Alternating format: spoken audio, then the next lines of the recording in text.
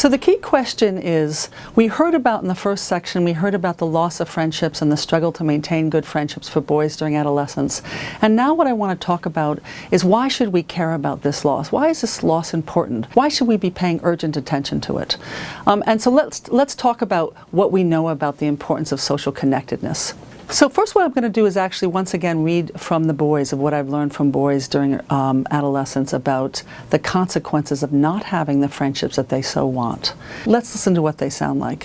One of the young men in my studies says, you need friends to talk to sometimes. You know, like you have nobody to talk to. You don't have a friend. It's hard. You got to keep things bottled up inside. You might just start crying or whatever. Another boy says, friendships are important because, like, you have problems with something, you go talk to him, you know. If you keep it all to yourself, you go crazy. You try to take it out on someone else. Another boy says, without friends, you will go crazy or mad. You'd be lonely all the time. You'd be depressed. You'd go wacko. And finally, a young man says, my friendships are important because you need a friend, or else you'd be depressed, you won't be happy, you'd try to kill yourself, because then you'd be all alone and no one to talk to. So what boys are telling us explicitly is that friendships are critical for mental health. And what you find when you look at the larger body of science, that in fact the larger body of science confirms exactly what boys are telling us directly, that friendships are critical not only for mental health, but as for physical health, for academic achievement, for having all sorts of positive outcomes. So let's talk about what we know from the science. In many, many books over the past 10, 15 years, there's an increasing entire body of research on the importance of social connectedness, the consequences of an increasingly lonely society. And in each of these books, and what you'll see on the screen, is approximately a dozen books that have been published even in the past decade, focusing on the fact that we are social animals. Humans are social animals that need each other to thrive.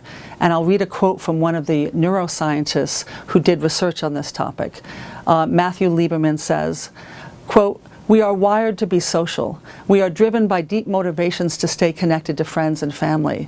We are naturally curious about what is going on in the minds of other people. We spend our entire lives motivated by social connection. And when we don't get social connection, there's all sorts of negative consequences. And again, I'm going to cite the research to let you know, what do we know about what happens when we don't have close social connections.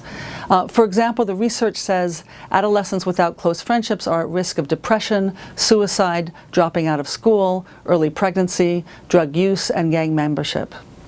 Furthermore, those who have close friendships or strong social support networks are less prone to depression, less likely to get physical illnesses, and more likely to live longer lives. Epidemiologists have reported that the two most important factors determining the health and well-being of people living in industrialized countries are social status and friendships. Furthermore, in a 6-year study of 736 middle-aged men, attachment to a single person, almost always a spouse, did not lower the risk of heart attack and fatal coronary heart disease, whereas having a strong social support network did. Smoking was the only risk factor comparable to a lack of social support.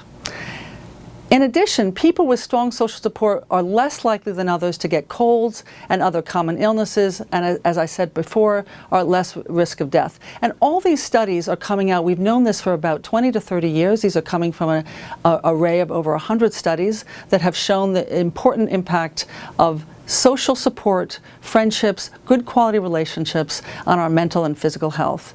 And we even find in research, which is just remarkable, we even find that wounds heal quicker when you are someone who is surrounded by good social support and has a strong social network. So in essence, all of this research on the connection between social connection and mental and physical health and all sorts of positive outcomes suggests that friendships and social support are not just feel-good issues, they're life and death issues.